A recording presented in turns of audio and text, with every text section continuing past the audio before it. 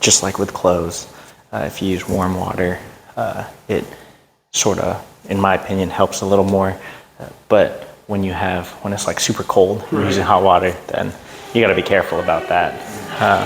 But once you put your water in here, and then you put your soap, you can basically take your stuff, and then you can just go. And we'll start on the outside first.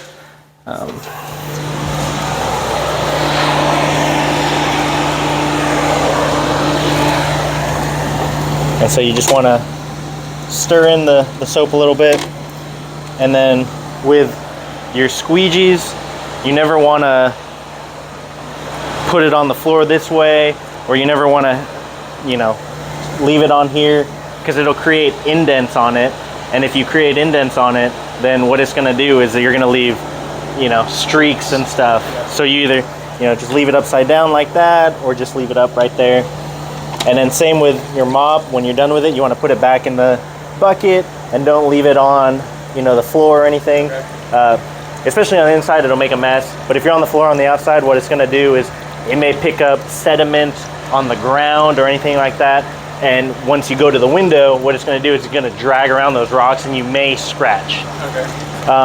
So one thing that we can do. And then do you tell your folks to take all jewelry off and stuff so that they don't? Not necessarily, because the angle that we're going at, I mean, if they have a huge, ginormous rock on a finger, my guys don't.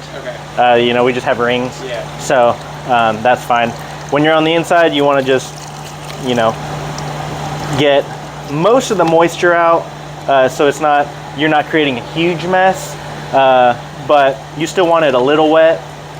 And so, once it's not just dripping and sopping wet, you should be all right. And so you're gonna just go on the window, and you're just gonna agitate most of the dirt.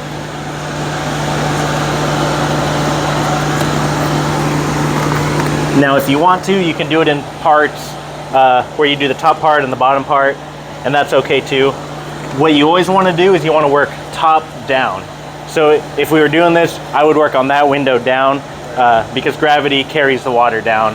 And so once you clean that one, dry it, you don't want the water to come down on windows that you've already cleaned. So you're going to take this, and you're just going to agitate it. For the most part, you guys will be doing maintenance cleans, so you won't really have to worry too much about things not coming off. The windows looked a little bit dirtier on the dirtier side, so I take a non-scratch sponge, and I'm just gonna go, and I'm gonna just go through and knock all that stuff out. And that was the fogginess that we saw.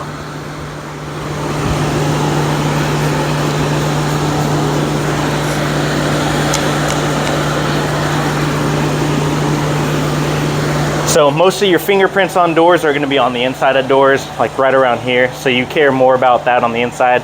On the outside, you're going to see the dirt buildup on the edges. So you want to focus on the corners, the tops, the sides, and the bottoms. Depending on how hot the day is, sometimes you may want to re-wet the window just to make sure you got everything.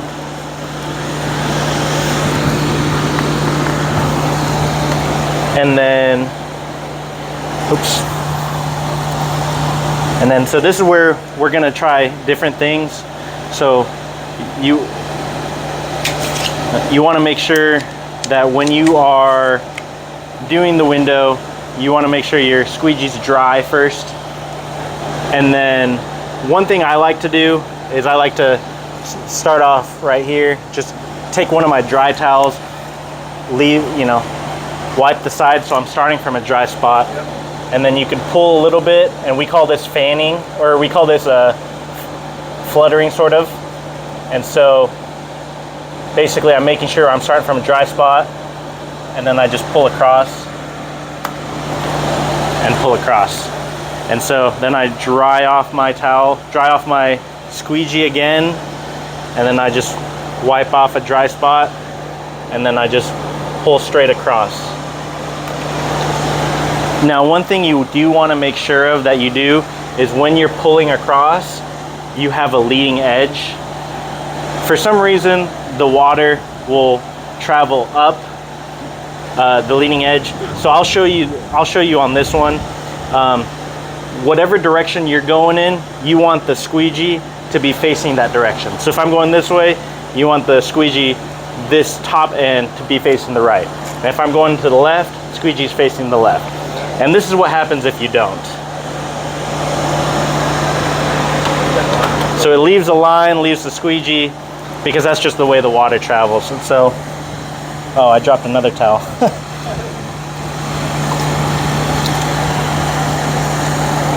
So then we just knock that down again.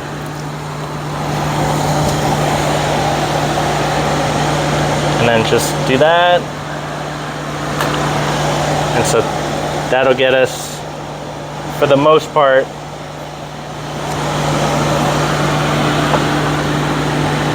now when you get to the end, what you want to do is you want to apply a little more pressure as you peel it up. Yeah, as you peel it up, because you can't go this way all the way because there's just a lip there and a lip here.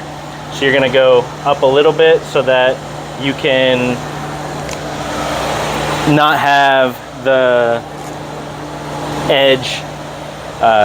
If you don't do that, you're going to have water streaks on the window and stuff like that. And so we'll continue doing this, wiping the edge.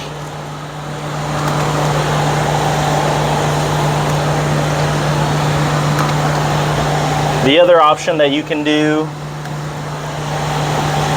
is you can start at the top and just pull straight down. And so that's more efficient because you can go down twice. Yeah. The other option is, and this is a little more advanced, so when you guys get good at the other one. This is when he'll be quitting here and coming to work for you.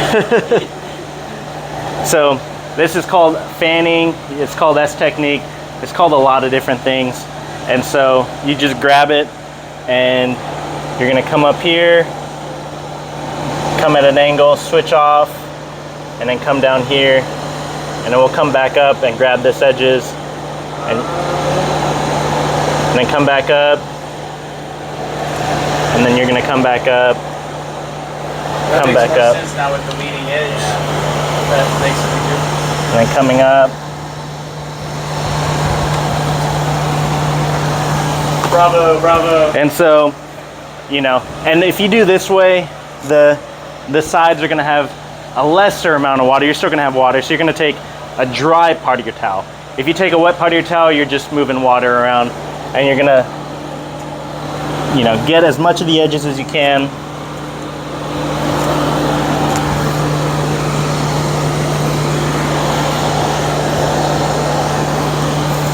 And then if we make a mess like I did here, you wipe the sides.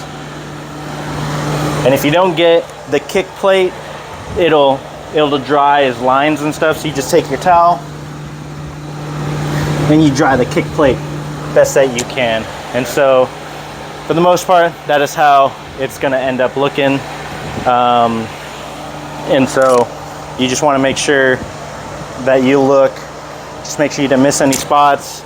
And then one thing that really helps about if you go from the outside to the inside, it's a lot easier to see if you make mistakes once you move on to the inside. And so you go on the inside and you'll look out and you'll see streaks or lines or anything like that. And you wring out more water. What I have is, and you guys probably have this, I put drop cloths down just in case. On the outside, yeah. And on the outside, you're on the outside, so it's less of a big deal if you're dropping water everywhere. So, All right. Try to do one of these. it's like, say I made a mistake, you know, oh dang, I messed up. Instead of re-wetting the window and going back up, what I can do is I can start from any position, because what the fanning method is I'm just going around. You can cut in. And so when you cut in, you're not going to, you can just go over and then go back over and then come back over. And so that, if you are more mistake prone, cutting in allows you to not have to redo the window. But it also is a lot harder to learn. But it's also not hard to learn. It's harder than pulling straight. We got nothing but windows to learn on here. Yeah. We got a lot of time, and so what I just go back to doing. Yeah, you could if you want to, you can try doing that fanning method too. I'll try it on my own time, but I'd say you can try it, try doing it now, and then I can help, give you tips and tricks to. So how do you start? You just go and. So usually I start here. Well, usually I start in the top corner and I go across. But if I'm starting where I don't have a top, usually what I like to do is I just like to cut in like this, and then come back up and get it. Okay. So like this. Yeah, so you there you go. And then you just gotta,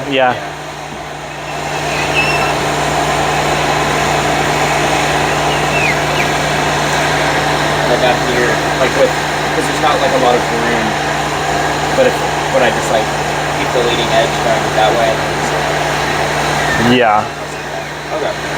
One thing and the weather is all right. Yeah. One thing that makes it hard is if you have more squeegee on a dry part of the window than on a wet part of the window, you're gonna be screeching and it's gonna be hard to pull. But now it's not the most difficult. And so, as we go through the window, we can point out some things. We know about this one. Yeah. We can towel off this section. And so my rule of thumb is if it's about 1/2 inch or less. So basically, if you could take one finger and swipe it on the side, you're fine to use a towel on it. If it's bigger than that, I redo it. Okay. So, but we can go through, and this window, that's on that looks like it's in the middle. Scratch. No, you see this fogginess right here? Oh yeah. So that looks like it's in the middle. Oh, okay. And then this right here, this, that typically is what you see. Actually, in my opinion, it shouldn't be there yet. That's like the low E coating failure. Gotcha.